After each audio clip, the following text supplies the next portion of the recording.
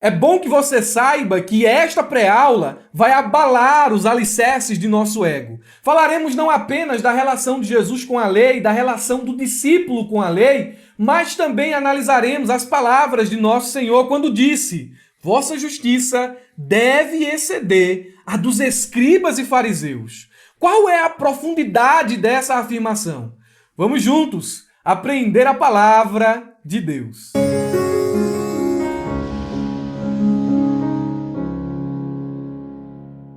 Meus irmãos, quero cumprimentá-los com a paz do Senhor Jesus. Sou Murilo Alencar e agora, com a graça de Deus, estamos dando início a mais uma pré-aula da Escola Bíblica Dominical. Revelo a minha alegria em ter você aqui comigo para juntos crescermos na graça e no conhecimento. Estudaremos a lição de número 3, datada do dia 17 de abril de 2022, cujo assunto é Jesus, o discípulo e a lei.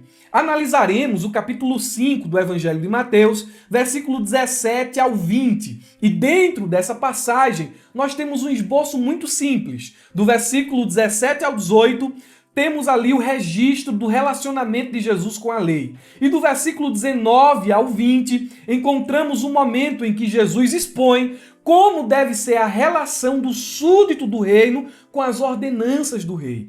Como um súdito, ele cumpre a justiça do reino. O nosso texto áureo nos diz assim: porque vos digo que se a vossa justiça não exceder a dos escribas e fariseus, de modo nenhum entrareis no reino dos céus. Mateus, capítulo de número 5, o versículo 20. A versão NVT, a título de comparação, nos diz: eu vos advirto.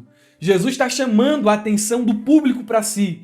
Prestem atenção, o que vou falar agora é muito importante. A menos que a sua justiça supere muito, olha esse advérbio dando intensidade, supere muito a justiça dos mestres da lei e dos fariseus, vocês jamais entrarão no reino dos céus. Jesus está falando de um estilo de vida que rompa com a superficialidade do estilo farisaico. Os fariseus, os mestres da lei, estavam fora do reino. Na versão NTLH, que é uma paráfrase, o texto pode ser lido assim: pois eu afirmo a vocês que só entrarão no reino dos céus se forem mais fiéis em fazer a vontade de Deus do que os mestres da lei e os fariseus. Como ser mais fiel do que pessoas que eram extremamente devotas, como os escribas e fariseus? Essa fidelidade, ela se dá no campo da profundidade. Não é só uma prática exterior, mas é porque algo interior mudou. Não é só não adulterar, mas é não cobiçar, é não nutrir no coração desejos lascivos, desejos imorais. Olha, não é só cometer um homicídio, é não odiar o irmão. Então veja que Jesus, ele traz o espírito da lei de forma mais vigorosa, de forma mais palatável, no sentido de as pessoas poderem de fato entender aquilo que está escrito, de fato romper com aquela maquiagem que os fariseus faziam de uma vida piedosa, mas que não passava de uma prática morta. Jesus está falando de um estilo de vida que não é simplesmente exterior, mas sobretudo interior. 3 perguntas importantes devem ser feitas no texto áureo. Primeiro, o que é justiça presente nesse versículo? Qual o sentido dessa palavra? Segundo, quem são os escribas? Quem são os mestres da lei? Terceiro, quem são os fariseus? Então vamos por ordem, respondendo à primeira pergunta, que vai nos trazer aqui uma compreensão daquilo que a lição quer nos ensinar. O que é justiça?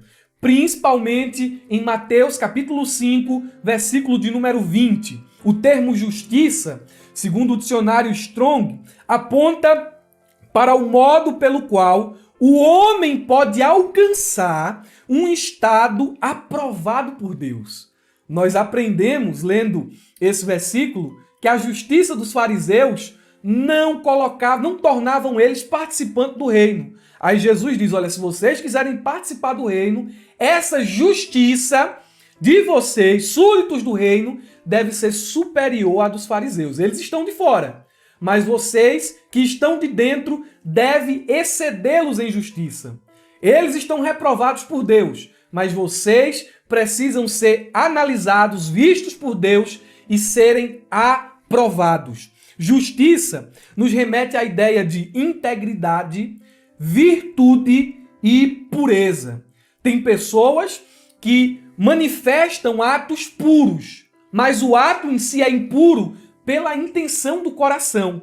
É por isso que Strong, ele ainda vai dizer, dentro de sua definição, que justiça tem uma relação direta com pensamento, sentimento e ação.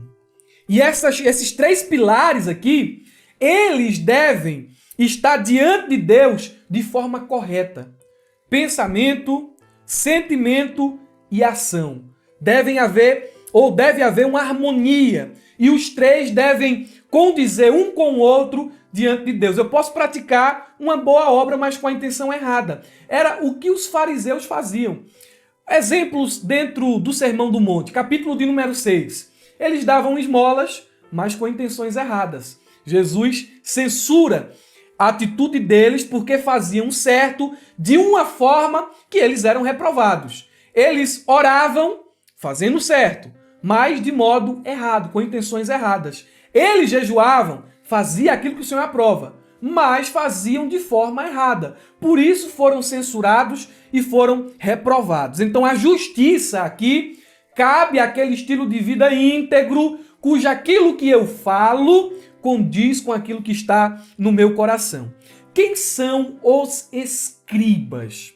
Os escribas mencionados com tanta frequência no Novo Testamento eram alguns dos opositores mais constantes e veementes aos ensinos de Jesus. Eles não eram apenas secretários ou homens empregados apenas para escrever. Olha o peso deste cargo, o peso do que era ser um mestre da lei. O negócio deles era expor a lei e os profetas.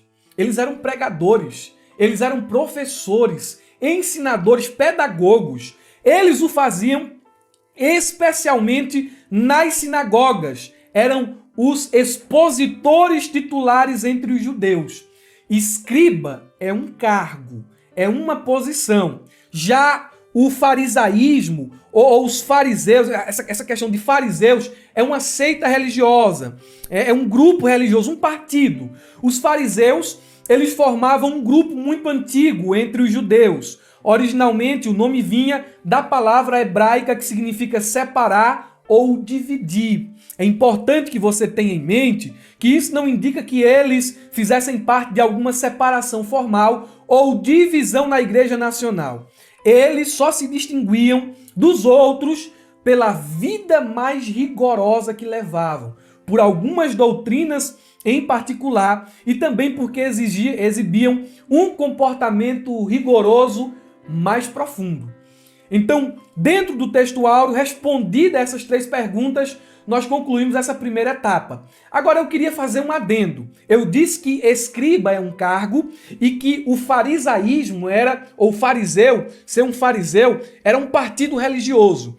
Dentro dos partidos religiosos da época de Jesus, nós podemos citar aqui pelo menos os 4 mais conhecidos, que são os saduceus, que era a classe de judeus de onde saíam os sacerdotes, mestres da lei, esses cargos. O sumo sacerdote era um saduceu. Então, os saduceus, os fariseus, os essênios e os zelotes eram partidos religiosos. Já cargos aqui nós temos alguns. Sumo sacerdote é um cargo, sacerdote é um cargo, levita é um cargo, escriba ou mestre da lei são sinônimos, também era um cargo. Um fariseu podia ser escriba. Um saduceu podia também ser um escriba. E nós temos aqui o último cargo que era justamente os anciões. Então, com isso, nós podemos partir para a verdade prática que nos diz assim: os seguidores de Jesus são chamados a viver a justiça do reino de Deus. essa justiça baseada na nova aliança em Cristo nasce no interior do crente e reflete no exterior da vida. Meus irmãos, quando falamos que essa justiça aqui, mencionada na nova aliança, ela é uma justiça baseada em Cristo, nos méritos de Cristo, temos em mente aqui 2 versículos muito propícios para o momento. O primeiro deles é 1 Coríntios, capítulo 1, versículo 30, que diz assim: portanto, vós sois dele em Cristo Jesus, o qual se tornou para nós sabedoria da parte de Deus, justiça, santificação e redenção. Ele se tornou para nós justiça. E por meio da justiça de Cristo, que é imputada a nós, nós agora somos justos. E é por isso que a nossa justiça, ela excede a dos escribas e fariseus, porque a nossa justiça não vem das obras humanas, mas vem de Cristo.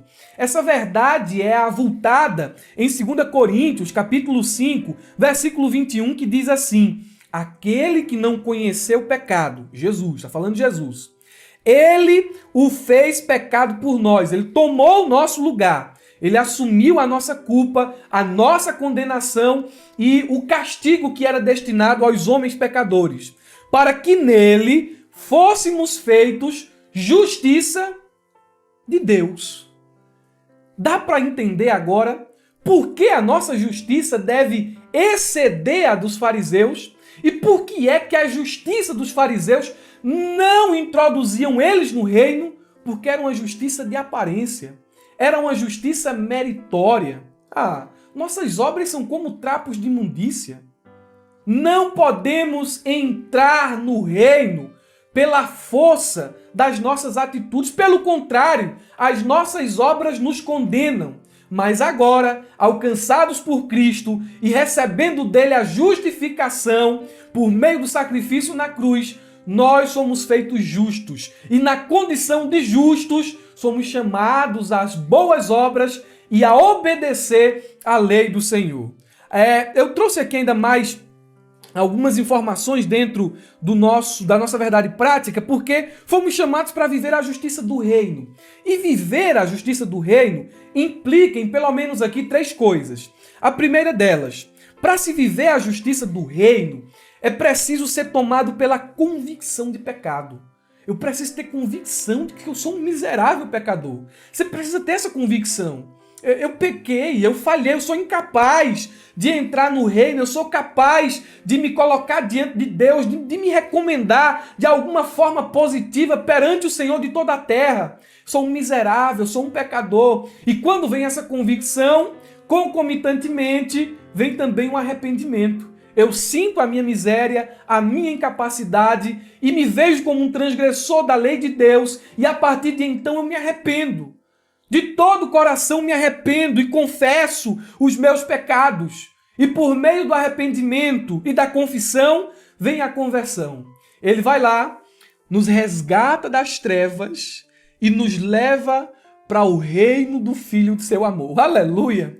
Glória a Deus! E agora, por uma ação de Cristo, mediante nosso arrependimento, mediante nossa confissão, nos tornamos cidadãos do reino. Glória a Deus! E, em segundo lugar, quando faço parte do reino, eu entendo que as práticas de justiça ou a obediência do reino, a justiça que excede a dos escribas e fariseus, não consiste em ritos, credos e cerimônias exteriores, mas é uma condição interior do coração. Isso nos leva à terceira afirmação. Para fazer parte do reino, ou fazer parte do reino, implica também que nós devemos estar unidos a Cristo pela fé, obedecendo, portanto, a sua palavra. E só então, glória a Deus, por meio de um mérito de Cristo, de uma ação poderosa do Espírito Santo, nos capacitando, nossa justiça excede a dos escribas e fariseus. Temos 3 pontos. O primeiro deles é: Jesus cumpriu toda a lei.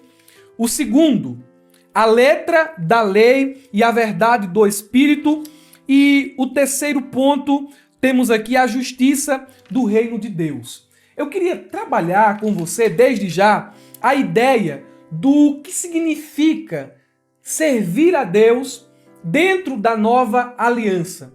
Porque muitos pensam que com o advento de Cristo, a lei caducou em todos os seus sentidos e que o Antigo Testamento perdeu a sua eficiência, o seu propósito. O Antigo Testamento agora pode ser descartado. Esta concepção é falsa. E eu vou lhe mostrar o motivo aqui, justamente expondo o propósito da lei. Antes de falarmos sobre isso aqui, eu quero lhe pedir que se inscreva em nosso canal, ative o sininho para receber as notificações, deixa o teu like, é importante, fortalece a nossa plataforma no YouTube e compartilhe esse vídeo com o maior número de pessoas. O subsídio está aí na descrição do vídeo, é só clicar no link azul e fazer o download desse material. Também aqui faço menção do curso Pregador e a Pregação. Se você deseja aprender a interpretar a palavra de Deus seguindo as regras da hermenêutica e da exegese, quer fazer um sermão tendo ilustração, tendo introdução, desenvolvimento e conclusão, quer entregar com eficácia aquilo que Deus coloca no teu coração, oratória. Tudo isto faz parte do curso Pregador e a Pregação. Também estamos deixando outro link aí para você entrar no grupo do Telegram, onde estaremos dando informações sobre a ferramenta EBD. Guarda este nome aí no teu coração, ferramenta EBD. Vai ser uma bênção para você. E até rimou. Mas seguindo aqui, tá tudo aí no link, na descrição do vídeo. Mas seguindo, vamos lá. Sobre o propósito da lei. Há um texto muito importante em 1 Timóteo capítulo 1, versículo 8, que diz assim: sabemos que a lei é boa, se alguém a usa de maneira adequada. Há maneiras erradas de interpretar a lei e de usar a lei do Antigo Testamento. E essas maneiras, elas são mostradas nas Escrituras, bem como a maneira correta de se utilizar a lei. Qual é o propósito da lei? Como podemos utilizar a lei de modo adequado? Quais são as finalidades da lei? Como podemos nos relacionar com ela legitimamente dentro da realidade apresentada no Novo Testamento? Eu vou lhe dar aqui 7 pontos que vão trazer uma resposta a todas essas indagações. Em primeiro lugar, a lei ela revela a santidade de Deus. É o que diz 1 de Pedro, capítulo 1, versículo 15 e 16. Nós devemos ser santos porque Ele é santo. E a nossa santidade deve ser em todas as áreas da vida. A lei de Moisés, tudo o que está escrito no Pentateuco e nos profetas, revela a santidade de Deus. Deus é um Deus santo. Então, a lei e o Antigo Testamento não pode caducar, não pode perder a sua validade, justamente porque revela quem Deus é. E revela justamente um de seus atributos mais importantes: santidade. Deus é santo. Em segundo lugar, a lei mosaica foi outorgada para revelar ou expor a pecaminosidade do homem. Leia Romanos, capítulo de número 7, versículo 12 ao 14, e você vai ter uma noção do que esta afirmação está comunicando. Quando nós temos uma noção de quem Deus é, nós temos uma percepção da nossa pecaminosidade.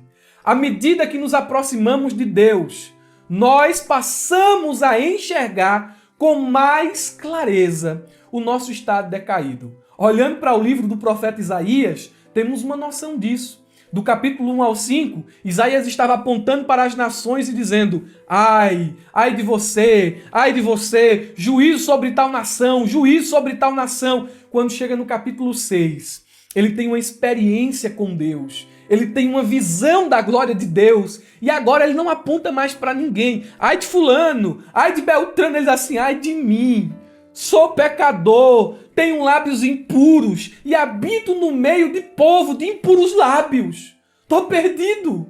Deus é santo e eu sou pecador. Então a lei ela tinha esse propósito de revelar, ela tem esse propósito de revelar a nossa pecaminosidade.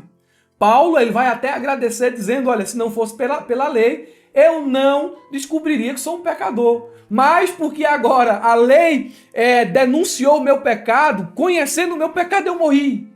Então a lei ela denuncia a gravidade do nosso pecado e o quão nós estamos em dissonância com a santidade de Deus. Em terceiro lugar, o propósito da lei, relacionado com o anterior que acabamos de mencionar, era revelar o modelo de santidade exigido dos que viviam em comunhão com um Deus santo. Deus é santo, nós somos pecadores. E agora Deus está estabelecendo um estilo de vida que agrada a Ele.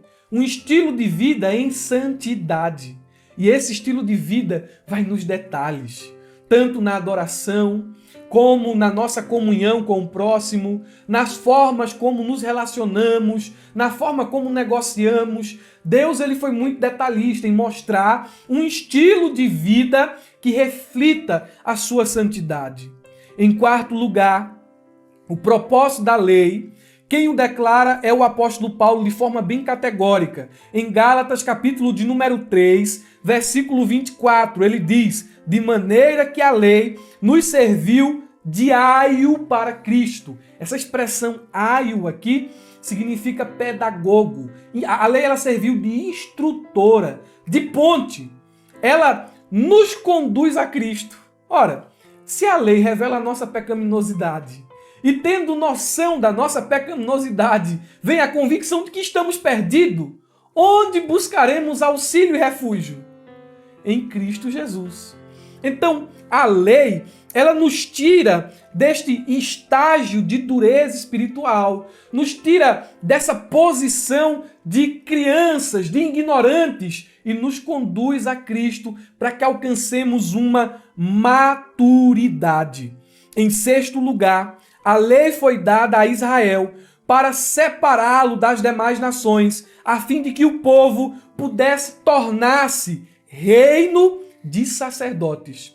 Basicamente, a lei ela servia como um cercado. Cercava Israel e diferenciava o povo das demais nações. As demais nações tinham vários deuses. A lei demonstrava que somente o Senhor é Deus, digno de louvor e de adoração. Dentro da cultura pagã que cercava o povo de Deus, as pessoas adoravam se prostituindo, oferecendo os próprios filhos, se mutilando e fazendo diversas práticas execráveis. A lei, ela dá os contornos de como deve ser a verdadeira adoração, como o povo devia se comportar. O mundo de então e de agora também, tanto estava como está em trevas. Mas o povo de Deus tem essa responsabilidade de ser luz. Então a lei tinha esse propósito.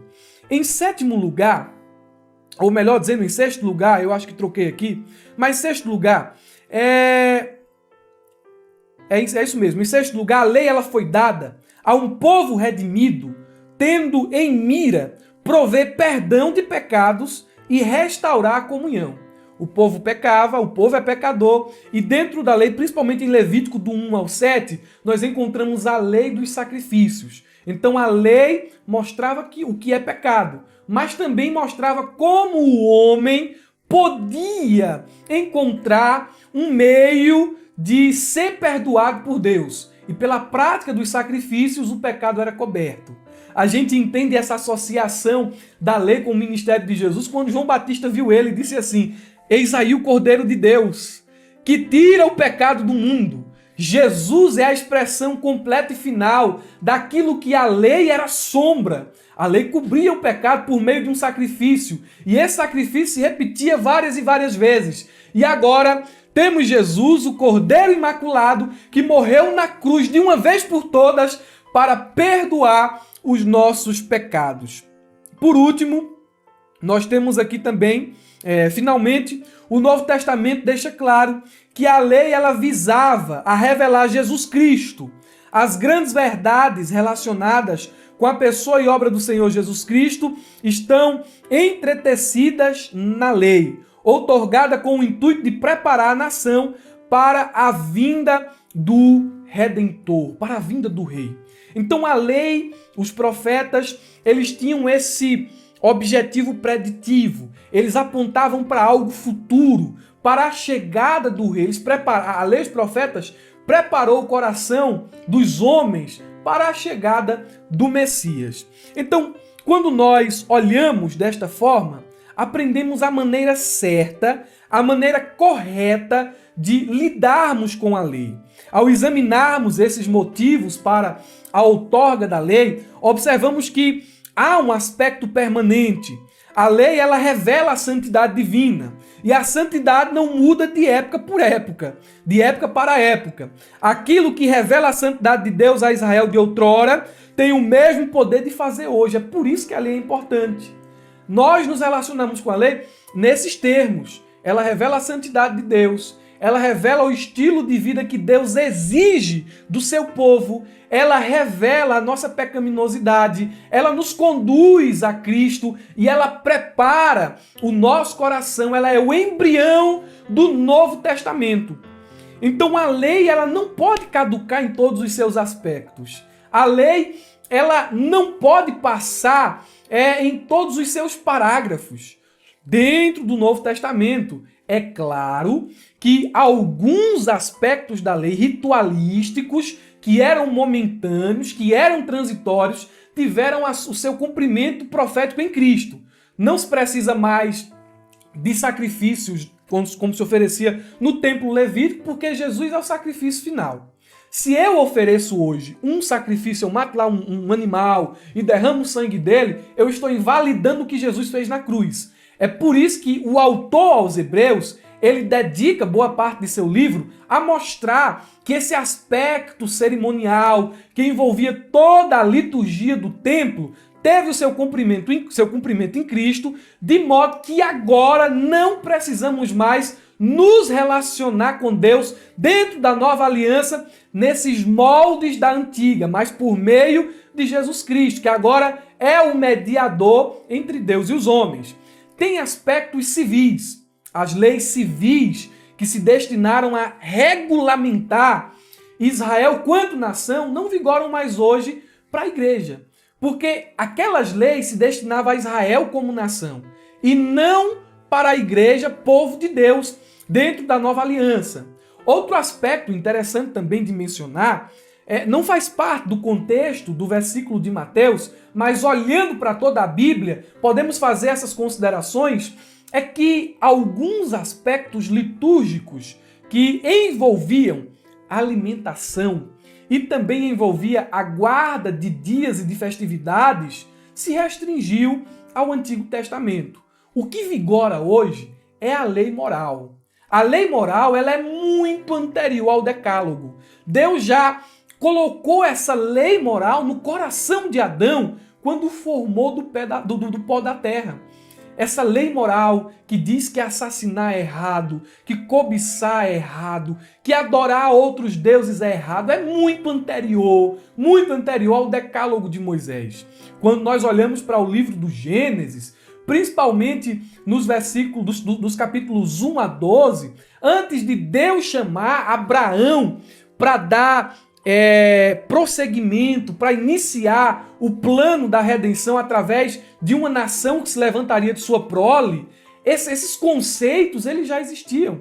Deus chegou uma vez para Noé e disse assim, olha, não pode matar o homem, porque o homem foi feito à imagem e semelhança de Deus. Vários outros conceitos já estavam presentes antes mesmo da outorga da lei.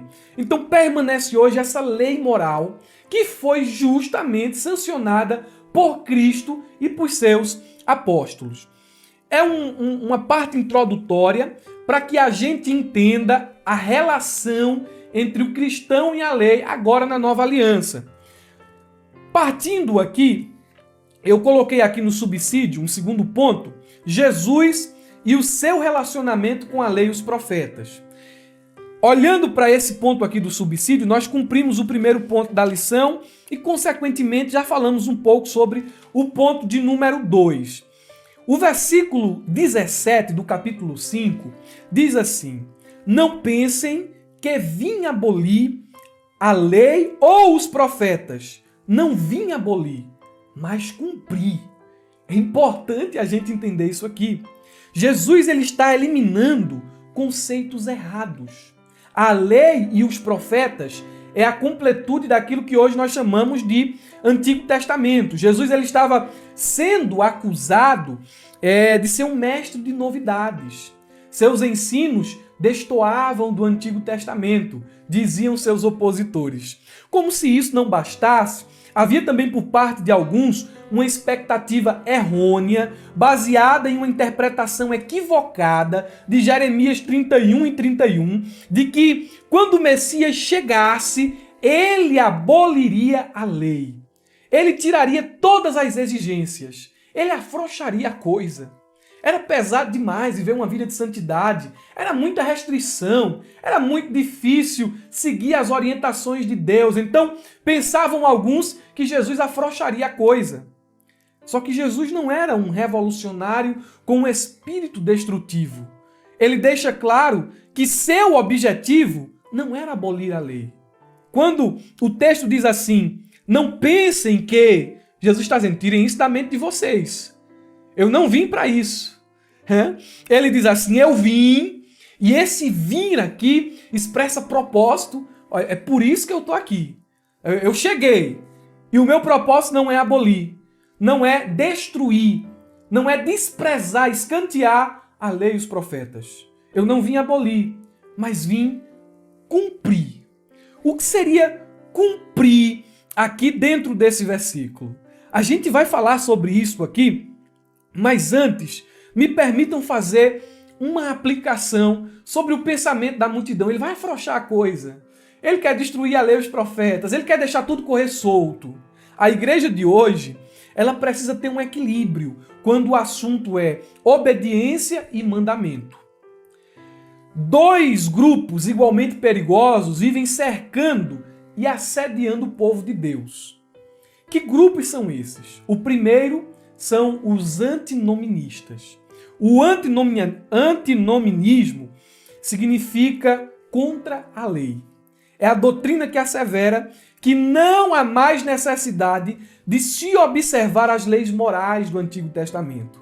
Eles alegam, os antinoministas, que os salvos pela fé em Cristo Jesus já estão livres da tutela de Moisés. Ignoram, porém, serem as ordenanças morais do Antigo Testamento pertencentes ao direito natural que o Criador incrusta na alma de Adão. O antinominismo, portanto, guarde isso, é próprio de crentes carnais e descompromissados com a lei do Espírito.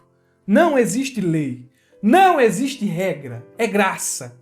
Estamos na graça. E quando você fala sobre santidade, quando você fala sobre ética do reino, sobre justiça, eles olham para você e dizem assim, legalista, legalista. Tá vendo aí? Não existe mais lei, agora é só graça. Agora o outro extremo. E o outro extremo é justamente o legalista, ou o legalismo. O legalismo é a tendência a se reduzir a fé cristã aos aspectos puramente materiais e formais das observâncias, práticas e treinamentos eclesiásticos. O legalista ele superestima as regras e mandamentos, condicionando a salvação ao cumprimento das mesmas. Para ser salvo, você tem que cumprir isso aqui, você tem que fazer isso aqui, você tem que agir dessa forma, tem que falar isso, tem que dar dessa natureza. Se você não fizer isso, você não é salvo. E os legalistas, eles enchem o povo de regras humanas. A igreja precisa ter um equilíbrio. Nem pender para o lado antinominista e nem pender para o lado legalista. E algumas aplicações surgem disso aqui. Em primeiro lugar, nós devemos ter muito cuidado com o tipo de pensamento que apregou a graça de Deus, mas utiliza a liberdade para a libertinagem. A Bíblia diz em 1 de Pedro, capítulo 2, versículo 16, considerando que sois livres, não useis a liberdade como pretexto para fazer o que é mal, mas vivei como servos de Deus. Dentro da graça somos livres da lei do pecado, mas vivemos como servos de Deus. Eu não uso a liberdade que Jesus me deu para a libertinagem. Tem gente que agora, em nome da graça, começa a cometer todo tipo de atrocidade, porque é graça. Eu me lembro de um exemplo de alguém que conheci que começou a questionar algumas coisas pequenas e dizer assim, é graça, nós estamos na graça. Depois de um tempo, essa mesma pessoa estava utilizando a Bíblia para dizer que um homem podia casar com 2 mulheres ao mesmo tempo. E que não tinha problema nenhum. Não há problema o crente ir para a balada, não há problema o crente participar de festas mundanas, não há problema de o crente se corromper e seguir o fluxo desse mundo, porque afinal estamos no tempo da graça. Cuidado com pessoas assim. Essas pessoas tentam minar a sua fé. Essas pessoas tentam lhe envenenar contra a liderança da igreja, contra os ensinos da palavra de Deus, e elas, com a carnalidade desenfreada, tentam lhe corromper também. Tem que haver um equilíbrio. Em segundo lugar, uma outra aplicação é que nós devemos tomar cuidado para não condicionar a salvação a um conjunto de regras complicadas. A Bíblia diz em Mateus capítulo 23, versículo 13: Ai de vocês, mestre da lei e fariseus hipócritas! Vocês fecham o reino dos céus diante dos homens. Vocês mesmos não entram e nem deixam entrar aqueles que gostariam de fazê-lo. Uma coisa é doutrina bíblica, outra coisa é costume de uma denominação e outra coisa é exagero. Que existe exagero. Doutrina bíblica são as doutrinas fundamentais da fé. Cristo encarnou, Cristo nasceu de forma virginal, doutrinas fundamentais da fé, a Trindade, a doutrina da volta de Jesus, a doutrina da salvação pela graça mediante a fé, e assim por diante. São doutrinas elementares. O que são costumes? O homem, em algumas denominações, ele usa calça, ele não usa short. O homem, as mulheres, em algumas denominações, não usam bijuterias. Isto é costume. Não quer dizer que quem guarda esses costumes, por guardar esses costumes, está indo para o céu. E outras denominações que não guardam esses mesmos costumes estão condenadas. Lembre, uma coisa é costume e outra coisa é doutrina bíblica. Quando eu quebro uma doutrina bíblica, eu automaticamente estou pecando. Agora, a prática ou não de um costume não necessariamente implica em pecado. Por exemplo, vestir uma calça ou vestir um short não quer dizer que a pessoa vai para o inferno por isso. Eu quero que os irmãos aqui me entendam. A questão ali da doutrina, da ordenança bíblica é não ser vulgar. É não ser vulgar. Então a gente precisa desse equilíbrio. Quando você se batiza em sua denominação, você passa por um discipulado, você passa por uma confissão de fé. Ninguém se batiza em igreja nenhuma forçado. Então, se você se batizou em uma igreja que tem costumes, siga o costume de sua igreja. Na minha denominação, a que faço parte, sou da Assembleia de Deus e digo isso com um sentimento de muita alegria no meu coração, temos costumes. E quando eu fui me batizar, eu passei por um discipulado, fiz a minha confissão de fé e concordei com todos os costumes da igreja que faço parte. E sigo esses costumes com muita alegria. Agora, eu sigo os costumes e não condeno ao fogo do inferno aqueles que não seguem os mesmos costumes que eu. Preciso ter este equilíbrio. Eu não estou dizendo isso aqui para você começar a questionar a igreja e dizer, porque tá vendo aí, a igreja é assim, a igreja é cheia de regra humana, a igreja é cheia disso, a igreja é cheia daquilo. Por que tu se batizou? Por que na confissão de fé tu disse eu aceito? Então acabe com esse negócio de estar criticando os costumes da igreja. Tu se batizou aí, é porque tu aceitou os costumes. Mas, vamos lá, tem doutrina, tem costume e tem exagero. O que são os exageros? É aquele tipo de gente que eu conheci uma vez uma pessoa que dormia de terno. Ele dormia de terno porque achava que se Jesus voltasse e ele não tivesse de terno, ele não ia para o céu. Isso já sai de um costume, de uma norma, um princípio interno da igreja, e parte para um exagero. Se eu não tiver de terno no momento da volta de Jesus, eu não subo. Então a gente precisa tomar cuidado com o legalismo. Falar sobre antinominismo e legalismo na igreja é muito complicado, porque tem aqueles grupos que já estão inflamados por uma vida pecaminosa. Mas você, professor, tem a sabedoria de Deus para tratar sobre esses assuntos. Jesus, ele não veio abolir a lei, mas ele veio cumprir. O que seria cumprir a lei? Como Jesus ele se relaciona com a lei nessa relação de cumprimento?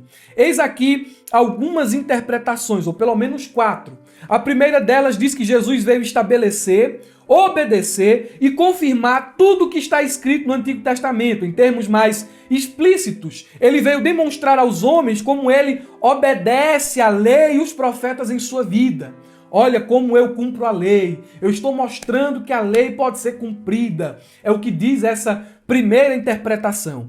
A segunda diz que Jesus veio cumprir o coração da lei, que é a lei moral. E essa interpretação faz uma divisão entre lei civil, cerimonial e moral. E eles dizem que Jesus cumpriu o coração da lei.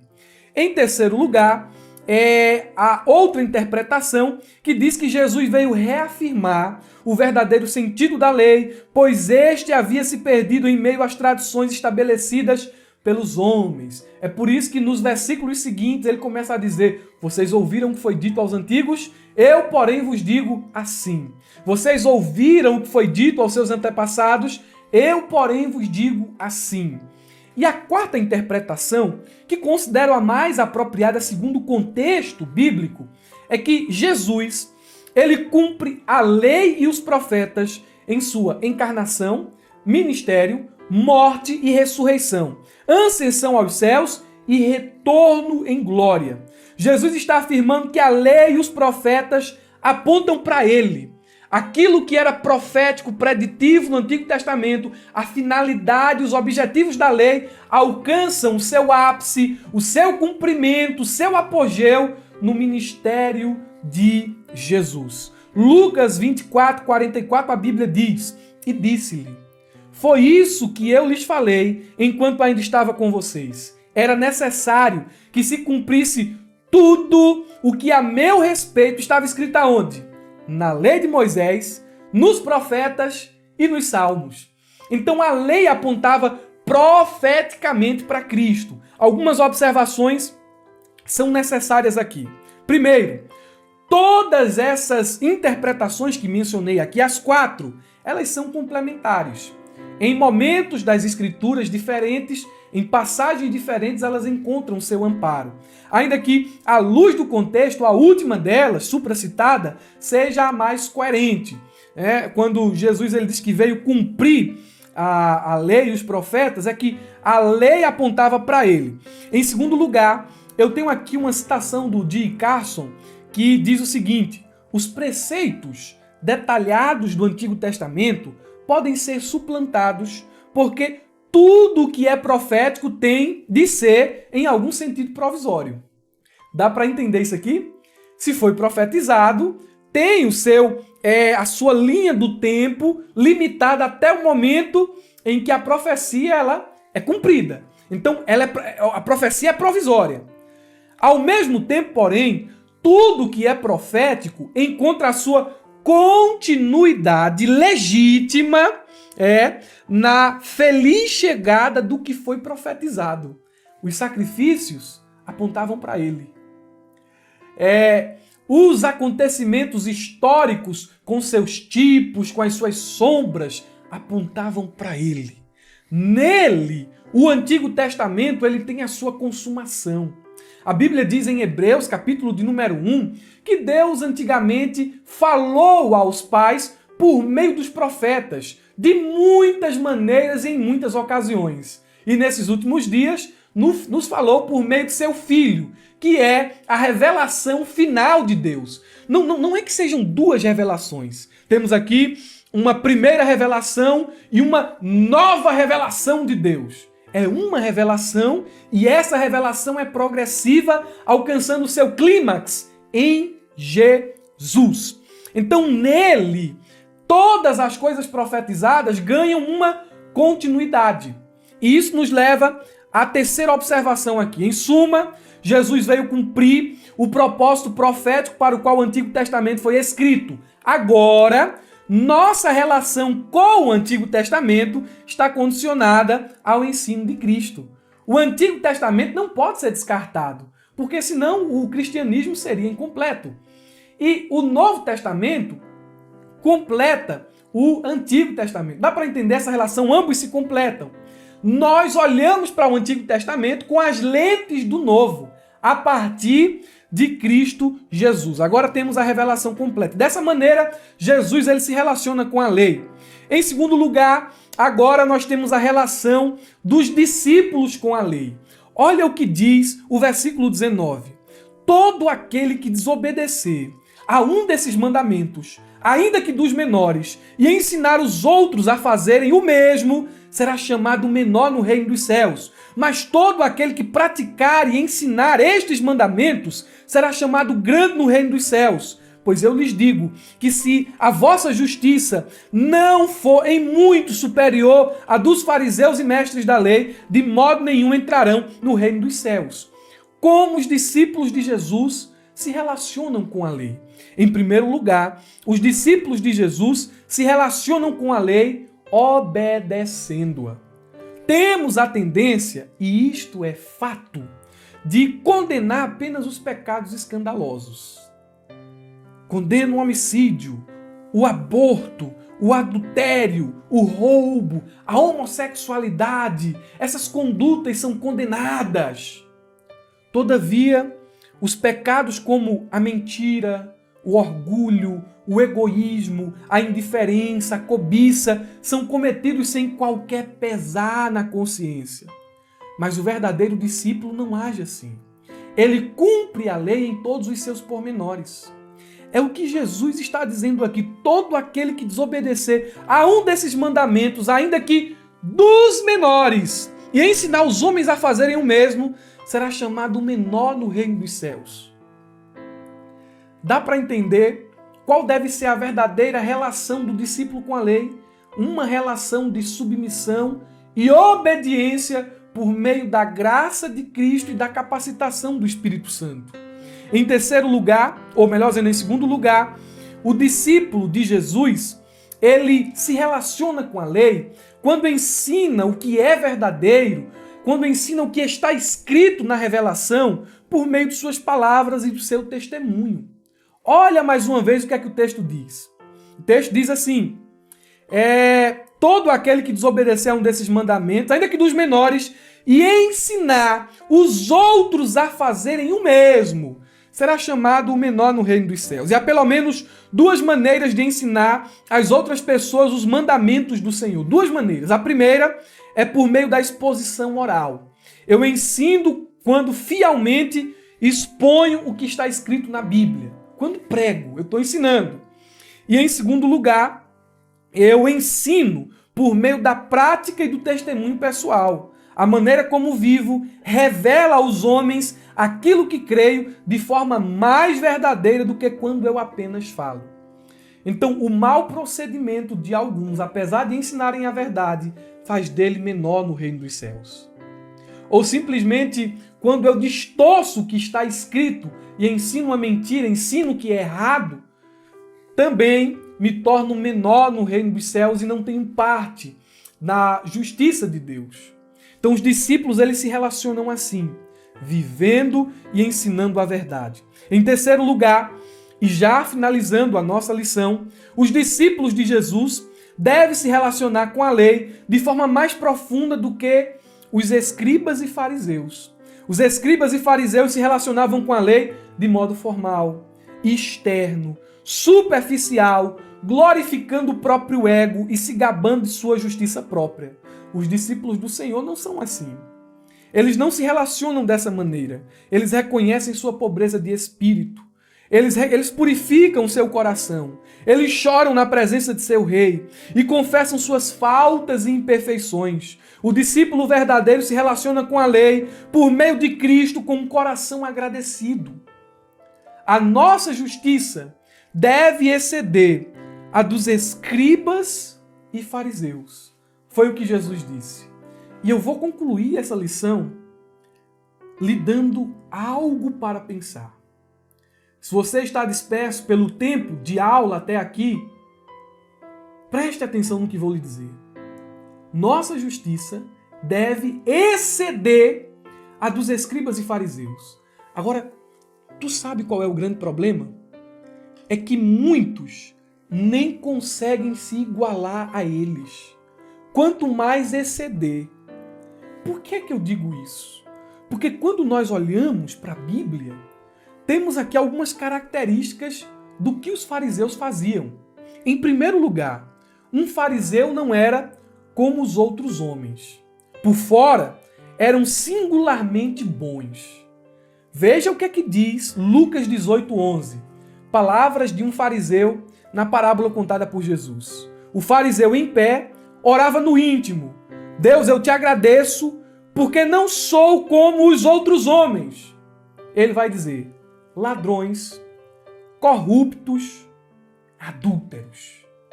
Em outras palavras, o que é que o fariseu estava dizendo?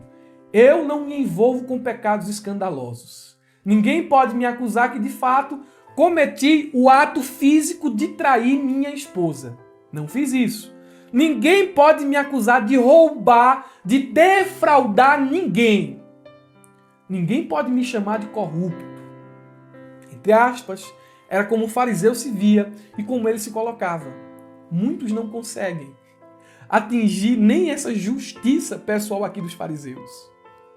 Vida cheia de escândalos, casamento cheio de problemas, o relacionamento com as outras pessoas cheio de pecados envolvidos, corrupção. Dá para entender? A nossa justiça muitas vezes não se iguala nem a de um fariseu. O fariseu parece que está alguns passos à frente de muitos cristãos. Logo agora ele já nos deixa para trás. Esse é só o primeiro ponto. Em segundo lugar, o fariseu usava todos os meios da graça. Ele vai dizer que jejuava, ele vai dizer que orava, e ele fazia estas coisas com frequência. Ele também participava de todos os sacrifícios, eram constantes nas orações públicas e privadas, liam e ouviam constantemente as Escrituras. Todos os dias eles liam, estudavam a Escritura. Aí você pode dizer, mas eles faziam isso aí em vão.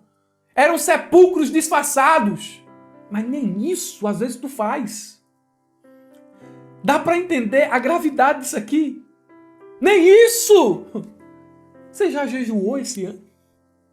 Peraí, você sabe o que é jejuar? Você ora todos os dias? Você tem uma vida regular de oração? Todos os dias tu lê a Bíblia? Tu participa dos cultos da tua igreja? Ou tu vai ali, chega de 8 horas e já fica agoniado quando dá 8h50 querendo ir embora? Muitos não se igualam nem aos fariseus, o que dirá exceder a justiça deles. Você quer mais? Terceiro lugar, os fariseus pagavam dízimo e davam esmola de tudo quanto ganhavam. Faziam isso de maneira ampla. Eram homens de muitas bondades, ainda que com propósitos errados. Mas nós temos apenas condição de nos igualar a eles nisso, na prática de dar. Meu Deus do céu, como nós precisamos da graça. Jesus vem nos ajudar. Porque o fariseu e o escriba, que a gente tanto condena, muitas vezes está muito à nossa frente. Meu Deus, meu Deus. Eu sei o que você está sentindo aí no teu coração. Teus alunos têm que sentir isso também, esse pesar aí. Meu Deus, vem cá e me ajuda. Se estamos em Cristo, a nossa justiça não apenas deve se igualar a dos escribas e fariseus, mas deve ser muito superior a elas. Nossa justiça não vem das obras que praticamos, mas vem de Cristo. Todavia, aqueles que são salvos e justificados por Jesus vivem de forma tão justa que levam os outros homens por meio de práticas visíveis a glorificar a Deus. Meu Deus, não é só a prática, mas a intenção das práticas. Não é trazer a virtude das práticas para si, mas a glória para Deus. Olha o que diz Mateus capítulo 5, versículo 16. Assim brilhe a luz de vocês diante dos homens, para que vejam as boas obras e glorifiquem o Pai de vocês que está nos céus. Tem que a luz brilhar. Tem que ter obras. As pessoas devem olhar para o nosso estilo de vida e glorificar a Deus. Nossa justiça, olha o poder aqui, caiu até o tablet, deve exceder a dos escribas e fariseus. Pense sobre isso. Coloque seu coração diante do Senhor e se quebrante perante Ele. Que a convicção de pecado tome a sua alma aí agora. E que com ela venha também o arrependimento e a conversão. E que depois de arrependido e converso, a tua fé em Cristo te leve a confiar nele. E que essa fé, por meio dessa fé, você receba a justiça de Cristo, ela seja imputada em sua vida. E essa justiça produza paz com Deus. E te faça brilhar diante dos homens. Essa é a nossa oração. E eu agradeço você pela coragem de chegar até aqui e pela paciência. Se você chegou até aqui, por favor, coloque aí nos comentários, irmão Murilo, eu fui até o final. É uma forma de avaliarmos se aquilo que estamos ensinando tem sido relevante para você ou se a maioria está saindo desta pré-aula no meio do caminho. Não se esqueça dessa palavra, ferramenta EBD. Vai ser bênção para você. Tenha uma ótima aula de escola dominical e um ótimo final de semana. Abra a jaula.